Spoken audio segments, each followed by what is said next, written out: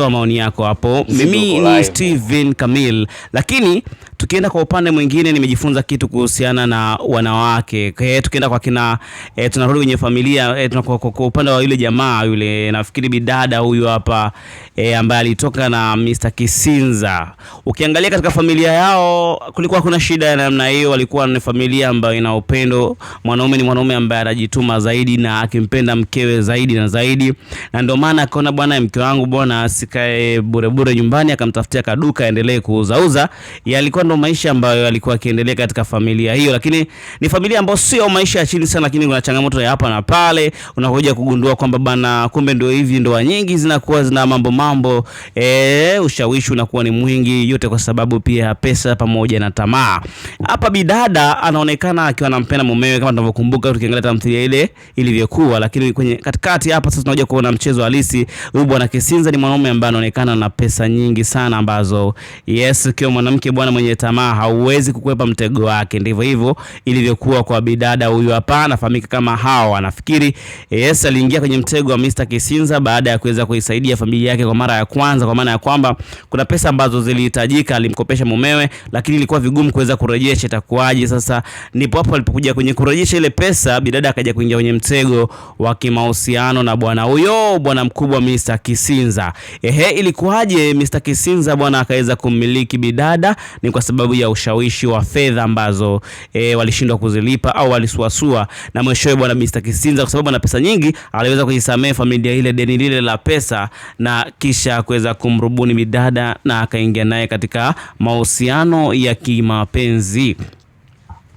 Sasa baada ya bidada kuweza kujikuta ameingia katika mtego ule bwana, kumbe kulikuwa kuna watu ambao wana record video, walichukua baadhi ya matukio muhimu katika ile moment ambao walikuwa bidada pamoja na Mr. Kisinza, kwa maana ya kwamba tayari wameshachepuka. Video iliweza kuchukuliwa na hapo ndipo hapo maadui walipopata njia kuweza kumuingilia bidada.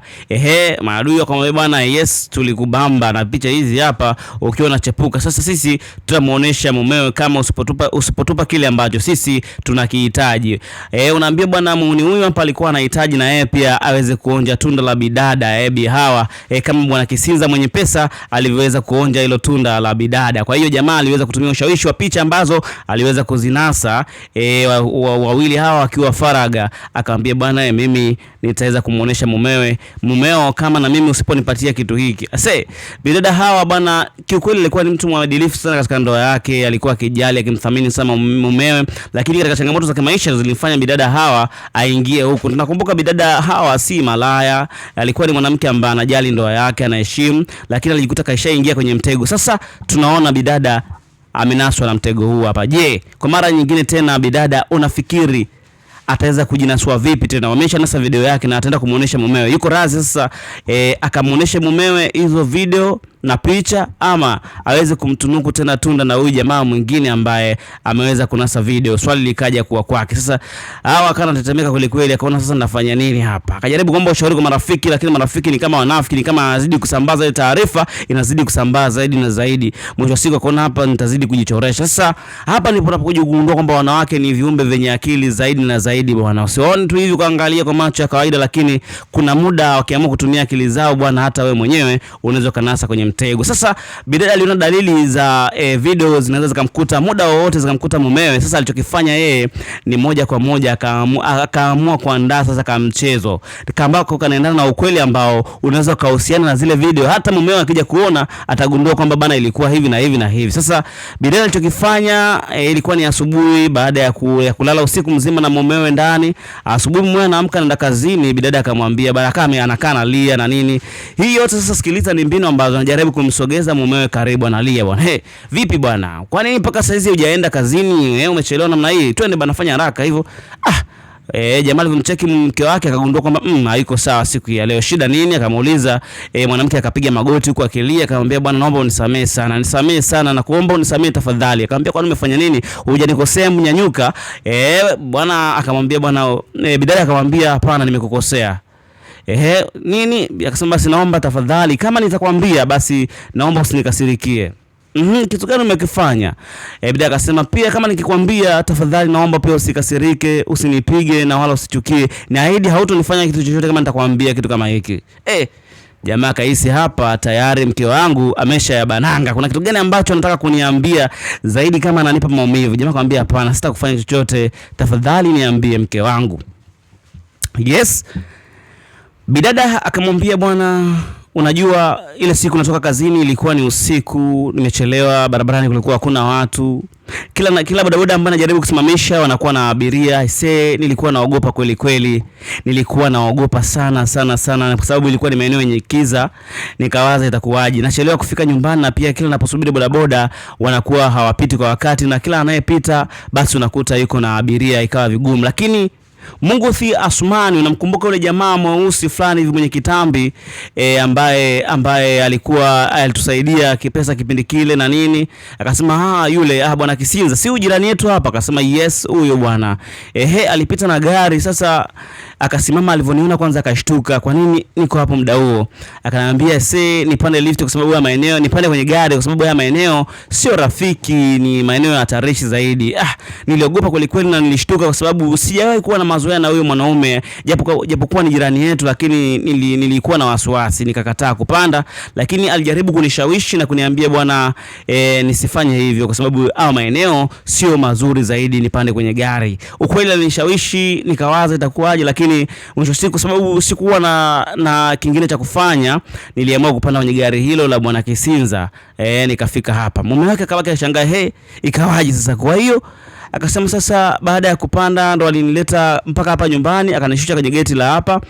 Na wakati huo ulikuwa ndani. Sasa unajua nikanawaza, najua kabisa amenishusha hapa kwenye geti la nyumbani. Mimi najua kabisa majirani watakuwa wameona ili tukio. Najua pia kuna watu wengine hata waliona nikiwa napanda pale, wanaweza kukufikishia taarifa zikawa tofauti. Si unajua binadamu wanatuchukia, si ndio? Unaelewa mume wangu? Akasema ndio naelewa. Sasa nilifika pale nikaona, nilivyoshuka sikuwa najisikia furaha zaidi kwa sababu sikutaka kupanda kwenye lift yake, sikutaka kupanda gari yake, lakini kwa sababu ya mazingira pia. Hata hivyo nilikuwa kwenye gari nilikuwa nikitetemeka kweli kweli. Je, maana huyu jamaa ni mweusi, sura yake inatisha. Nilikuwa naogopa kweli kweli kwa sababu nilikuwa nawaza anaweza kanifanya kitu chochote. Lakini uzuri mmoja, nilikuwa nimejipanga kwamba akiweza kufanya chochote naweza kumchoma hata na hii peni ambayo nilikuwa naandikia kule kazini. Lakini namshukuru Mwenyezi Mungu alinishia salama. Jamaa alishangaa. Sasa ikawaje sasa? Maana umeniomba msamaha. Akasema ndio, kwa sababu nimekuomba msamaha kwa hilo lilotokea. Si vyema mimi kupanda kwenye gari ya mwanaume mwenzako alafu ikanileta mpaka hapa nyumbani, na ndio kitu ambacho nilikuwa najaribu kukuomba msamaha kwa sababu najua kuna watu pia wabaya wanaweza kaleta hii taarifa tofauti na waweze ili lengo lao kutuharibia ndoa yetu. Umeona? Sasa jamaa akasema sawa mke wangu, nimekuelewa, lakini sijaona kosa lolote ulilolifanya. Jamaa alicheka akaona mke wangu bwana amekuwa mwoga sana kwenye vitu vidogo, lakini najua hii yote ni kwa sababu ananipenda, anaogopa kunipoteza. Jamaa alijaribu kumuelewa, akamwambia bwana mke wangu, hivi vitu vya kawaida, mimi nakuelewa na nakuahidi hakuna kitu ambacho nitaweza nikakisikiliza kwa majirani, kwa sababu nawajua majirani jinsi walivyo na wanaweza kaleta kule kwa jinsi ilivyokuwa, wanaweza kaleta maneno na nini kwamba niamini kwamba labda ulishawahi kudate na Mr. Kisinza na hivi, lakini mke wangu mimi nakuamini 100%, huwezi kufanya kitu kama hiki. Umeona?